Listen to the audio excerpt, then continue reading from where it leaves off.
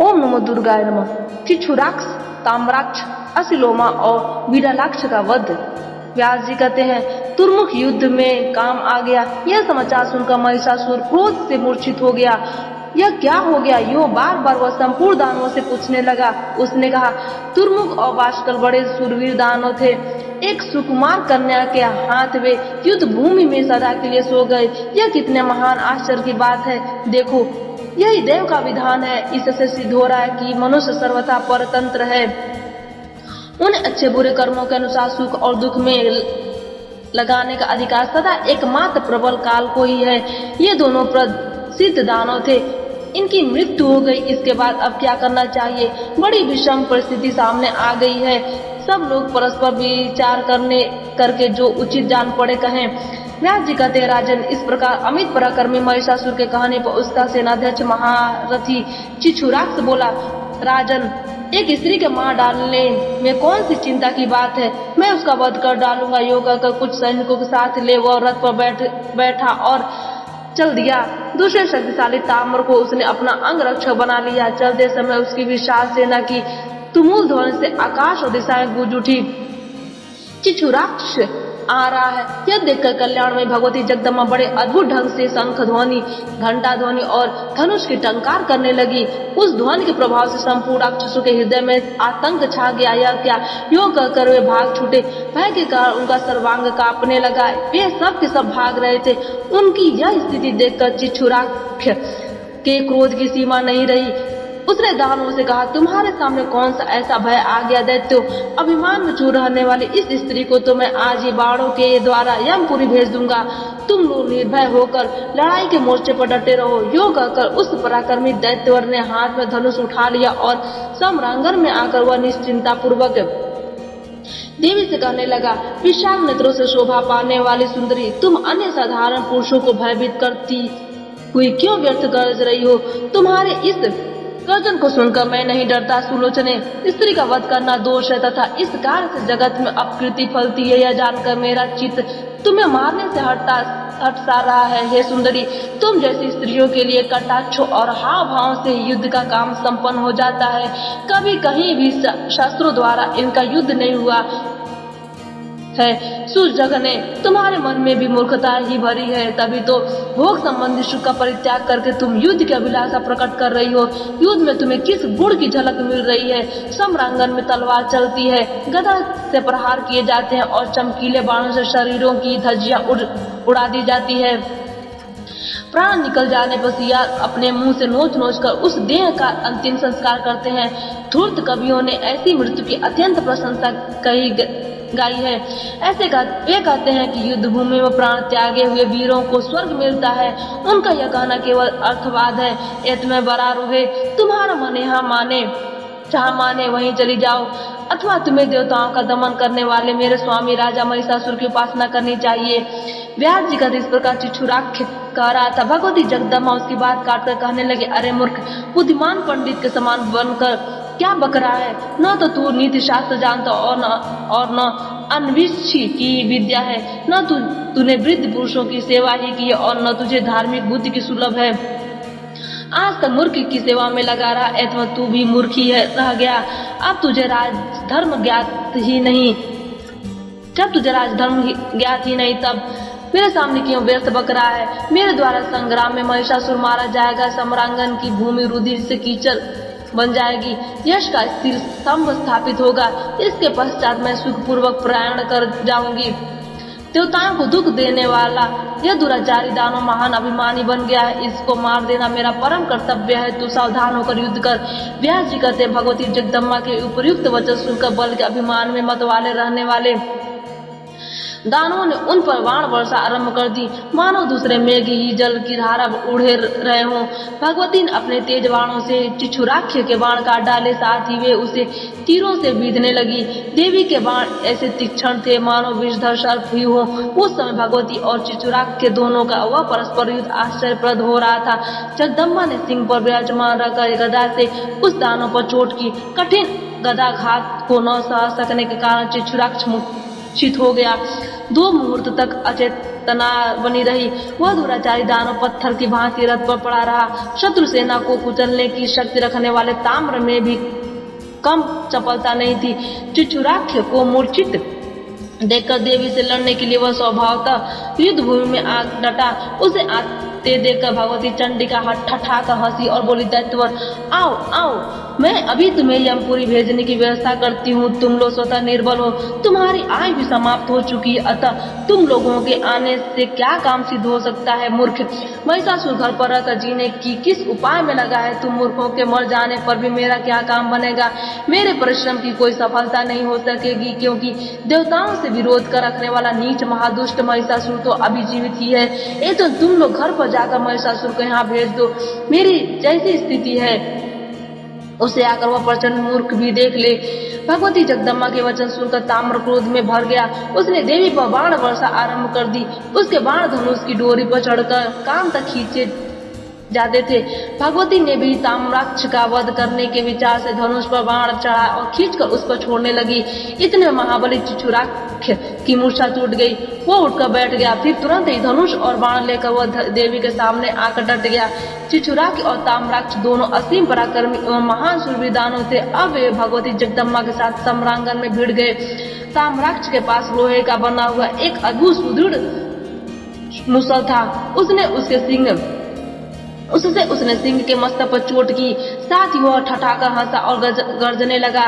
गरजते हुए ताम्राक्ष को देखकर देवी की क्रोधाग्नि भभक उठी। उन्होंने तुरंत अपने चमचमाती हुई तलवार से दानव का मस्तक धड़ से अलग कर दिया। सिर कट जाने पर भी ताम्राक्ष का धड़ हाथ में मुसल लिए हुए एक क्षण तक घूमता रहा। इसके बाद वह सम्रांगण में पड़ गया। ताम्राक्ष की ऐसी स्थिति देखकर चिचुराक्ष ने झट तलवार उठा ली और वह भगवती चंडी की ओर दौड़ा। हाथ में तलवार लेकर सामने आते हुए उस दानव को देखकर भगवती ने उस पर 5 बाणों से प्रहार किया।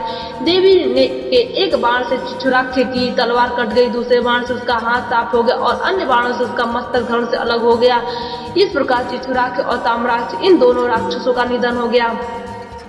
वे बड़े दुष्ट एवं संग्राम में अजय माने जाते थे। इनके मर जाने पर सारी दानव सेना भयभीत होकर चारों दिशाओं में भाग चली। उन दानवों की मृत्यु देखकर संपूर्ण देवता आनंद से विवल हो उठे। उन्होंने आकाश में विराजमान होकर पुष्पों की वर्षा आरंभ कर दी। वे भगवती की जय मनाने लगे। ऋषि देवता गंधर्व बेताल सिद्ध और चारण इन सबके मुंह से बार बार भगवती चंडिका की विजय घोषणा होने लगी। व्यास जी कहते हैं, देवी ने चिचुराक्ष और ताम्राक्ष को मार दिया। समाचार सुनकर महिषासुर के आश्चर्य की सीमा नहीं रही। तब उसने देवी का वध करने के लिए बहुत से अमृत बलशाली दैत्यों को जाने की आज्ञा दी। उन दैत्यों में असिलोमा और विडालाक्ष ये प्रमुख दानव थे। युद्ध में कोई इनका सामना नहीं कर सकता था। दोनों कवच पहन लिया, हाथों में अस्त्र शस्त्र ले लिए और विशाल सेना के साथ सम्रांगण में जा उपस्थित हुए। वहां उन्होंने देखा भगवती सिंह पर विराजमान है। उनके 18 दिव्य भुजाएं हैं, तलवार और ढाल आज आयुधों को उन्होंने धारण कर रखा है और वे दैत्यों का वध करने के लिए सर्वथा सन्नद्ध है। तब असिलोमा देवी के सामने चला गया और अत्यंत नम्रता के साथ शांति पूर्वक देवी से कहने लगा। असिलोमा बोला, देवी सच्ची बात बताओ, तुमने किस प्रयोजन से यहाँ आने का कष्ट उठाया और सुंदरी इन निरपराधी दैत्यों को क्यों मार रही हो, इसका कारण बतलाने की कृपा करो। मैं अभी तुम्हारे साथ संधि करने के लिए तैयार हूँ। हे बरारोहे, सुवर्ण मणि रत्न और अच्छे अच्छे पात्र, तुम्हें जिस वस्तुओं की इच्छा हो उन्हें लेकर शीघ्र यहाँ से पधारो। क्यों युद्ध की अभिलाषा प्रकट करती हो। युद्ध में तो दुख और संताप की भरमार रहती है। महात्मा पुरुष कहते हैं कि युद्ध संपूर्ण सुखों का विघातक है। तुम्हारे शरीर अत्यंत सुकोमल है, पुष्प का आघात भी इसके लिए असहाय है। ऐसी स्थिति में मुझे महान आश्चर्य तो यह है कि तुम शास्त्रों के आघात कैसे और क्यों सहने के लिए तैयार हो।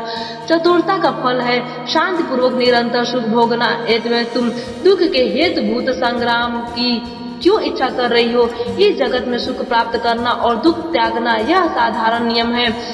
वह सुख भी नित्य और अनित्य भेद से 2 प्रकार का बतलाया गया है। आत्मज्ञान संबंधी सुख को नित्य कहते हैं और भोग जनित सुख अनित्य माना जाता है। वेद और शास्त्र के अर्थ का चिंतन करने वाले विशिष्ट पुरुष भोग जनित अनित्य सुख को त्याज्य बताते हैं। हे वरानने, यदि तुम्हें का सिद्धांत मान्य हो तब युद्ध से विरत हो ही जाना चाहिए। हे देवी, इस जवानी को पाकर सर्वोत्तम भोगों के भोगने में अपना समय सार्थक करो।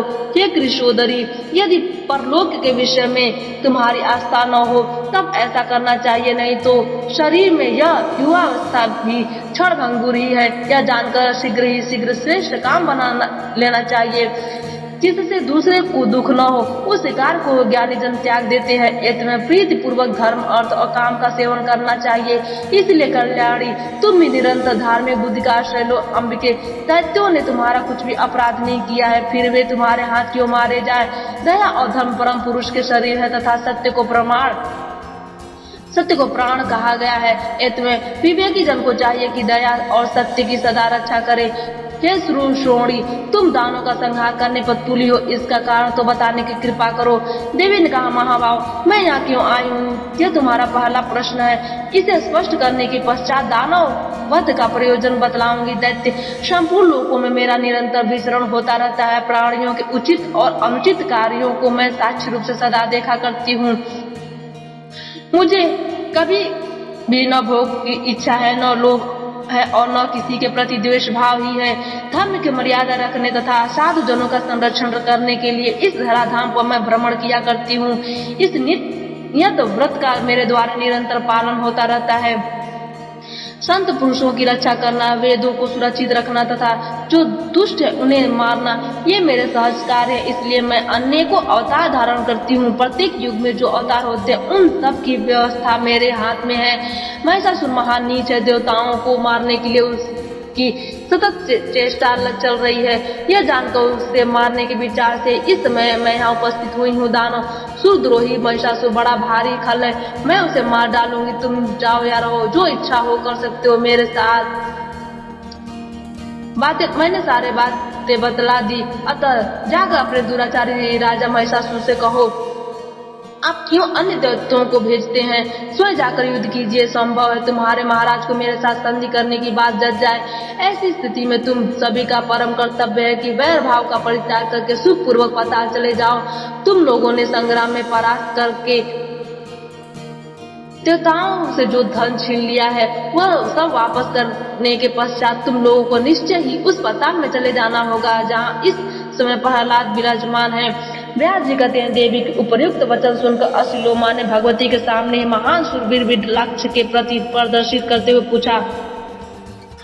असिलोमा बोला, विडलाक्ष, अभी अभी भवानी ने जो कहा उसे तुमने सुना है न। ऐसी स्थिति में संधि अथवा विग्रह क्या करना चाहिए। विडलाक्ष ने कहा, युद्ध में मर मिटना निश्चित है। इस रहस्य को जानते हुए भी स्वाभिमानी नरेश संधि की इच्छा नहीं कर सकते। बहुत से वीर युद्ध में काम आ गए, यह देखकर हमारे स्वामी हमें भेजना चाहते हैं। ऐसा ही देव का विधान है। किसकी शक्ति है जो इसे मिटा सके। सेवकों का यह धर्म ही महान कठिन है। वे सदा निराभिमानी होते, निरंतर उन्हें स्वामी की आज्ञा माननी पड़ती है। सूत के संकेत पर नाचने वाली कठपुतली की भांति वे सदा परतंत्र रहते हैं। भला अधिष्ठाता महिषासुर के सामने जाकर मेरे अथवा तुम्हारे मुख से यह अप्रिय वचन कैसे निकल सकता है कि देवताओं के धन और रत्न वापस करके सब लोग यहाँ से पाताल की राह पकड़े। प्रिय वचन बोलना चाहिए किंतु वो असत्य न हो। हितकारक प्रिय वचन बोलना सर्वोत्तम है। यदि सत्य होने पर भी अप्रिय हो तो ऐसी स्थिति में बुद्धिमान पुरुषों को चाहिए कि मौन का आश्रय ले ले। नीति शास्त्र का यह सिद्धांत है कि वीर पुरुष झूठे वचनों द्वारा राजा को धोखे में न डाले। सच्ची बात यह है कि आदर पूर्वक हित की बात कहने अथवा पूछने के लिए वहाँ चलना ही अनुचित है। वहाँ जाने पर राजा महिषासुर की क्रोधाग्नि भड़क उठेगी। यह सोच समझकर युद्ध करना ही उचित जान पड़ता है। प्राणों का जाना और रहना तो संदेहास्पद है। अतः मृत को तृण के समान तुच्छ मानकर स्वामी के अभिलषित कार्य में जुट जाना ही उचित है। व्यास जी का इस प्रकार विचार करके असिलोमा और विडलाक्ष वे दोनों वीर युद्ध करने के लिए तैयार होकर डट गए। उन्होंने हाथ में धनुष और बाण ले रखे थे। वे कवच पहने हुए थे। रथ की सवारी थी। पहले विडलाक्ष ने देवी के ऊपर 7 बाण चलाए। अस्त्र शस्त्र का सर्वोत्तम वेत्ता असिलोमा दूरदर्शक के रूप में खड़ा रहा। भगवती जगदम्बा ने अपने सहायकों से विडलाक्ष के बाण काट डाला। साथ ही अपने 3 तीखे तीरों से उस पर बाण की असह्य व्यथा के कारण विडलाक्ष युद्ध भूमि में गिर पड़ा। उसे मूर्छा आ गई और प्रारब्ध के अनुसार उसी क्षण उसके प्राण पखेरु उड़ गए। देवी के हाथ से छूटे हुए बाण के प्रभाव से विडलाक्ष सदा के लिए सम्रांगण में सो गया। यह देख अश्लोमा हाथ में धनुष लेकर युद्ध करने के लिए तैयार हो सामने आ गया। वह अपना दाहिना हाथ ऊपर उठाकर देवी के प्रति कुछ परिमित वचन कहने लगा। देवी दानव बड़े दुराचारी हैं, मैं जानता हूँ अब इनकी मृत्यु सिर पर आ गई है, फिर भी पराधीन होने के कारण युद्ध करना मेरे लिए परम कर्तव्य हो गया है। महिषासुर महान मूर्ख है, प्रिय और अप्रिय के विषय में वह कुछ जान ही नहीं पाता। उसके समान हितकारक वचन भी यदि अप्रिय है तो मुझे नहीं कहने चाहिए। मैं वीर धर्म के अनुसार मर जाना उचित समझता हूँ, फिर चाहे वह शुभ हो अथवा अशुभ। मेरी समझ से प्रारब्धी बलवान है, पुरुषार्थ को धिक्कार है, जिससे कोई काम सिद्ध नहीं हो सकता। तभी तो तुम्हारे बाण लगते ही रानो जमीन पर लेटते चले जा रहे हैं। इस प्रकार का दानव श्रेष्ठ अश्लोमा ने देवी के ऊपर बाण बरसाना आरंभ कर दिया। निकट आते भगवती ने अपने बाणों से उसके बाण काट डाले, साथ ही शीघ्रगामी अन्य बाणों से अश्लोमा को गहरी चोट पहुंचाए। उस समय भगवती का मुखमंडल क्रोध से तमतमा उठा।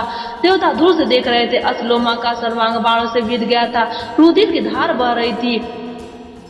इससे वह इस प्रकार शोभा पाता था मानो फूला हुआ पलाश का वृक्ष हो। फिर तो अश्लोमा ने लोहे की बनी विशाल गदा हाथ में उठा ली। बड़ी शीघ्रता के साथ वो देवी की ओर दौड़ा। क्रोध में आकर उसने सिंह के मस्तक पर वो गदा चढ़ा दी। सिंह ने अश्लोमा के किए हुए गदाघात की कुछ भी परवाह न की, उल्टे अपने नखों से उसकी छाती को चीर डाला। तब वह विकराल दैत्य हाथ में गदा लिए बड़े जोर से उछला और सिंह के मस्तक पर चढ़कर उसने भगवती जगदम्बा पर गदा से चोट की। राजा देवी ने अश्लोमा के किए हुए प्रहार को रोक लिया और उसी क्षण अपने तीक्ष्ण तलवार से उसका मस्तक धड़ से काट गिराया। मस्तक कट जाने पर वह दानव अश्लोमा तुरंत जमीन पर लेट गया। अब तो उस दुरात्मा दानव की सेना में हाहाकार मच गया। देवी की जय हो, इस प्रकार के जयकारे लगाकर देवतागण भगवती जगदम्बा की स्तुति करने लगे। देवताओं की दुदुम्बियां बज उठी। राजन किन्नरगढ़ यशोगान करने में संलग्न हो गई। यो विडलाक्ष और अश्लोमा ये दोनों दैत्य मरकर सम्रांगण में सदा के लिए सो गए। शेष संपूर्ण सैनिकों को सिंह ने अपने पराक्रम से मार गिराया। जो कुछ बचे थे उन्हें सिंह ने अपना कलेवा बना लिया।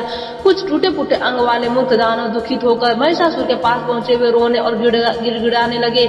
महाराज अश्लोमा और विडलाक्ष मर मिटे, अब आप हमें बचाइए बचाइए। उनके मुख से करुण पुकार निकल रही थी। उन्होंने साथ ही यह भी कहा कि राजन अन्य जितने सैनिक थे वे सब सिंह के ग्रास बन गए। यूं कहकर वे अपने नरेश महिषासुर को युद्ध में भाग लेने के लिए प्रेरणा करने लगे। उन सैनिकों की बात सुनकर महिषासुर का मन अत्यंत उदास हो गया। उस पर चिंता की काली घटा गिर आई। वह बड़ा दुखी हो गया। आज की कथा यहीं पर समाप्त होती है।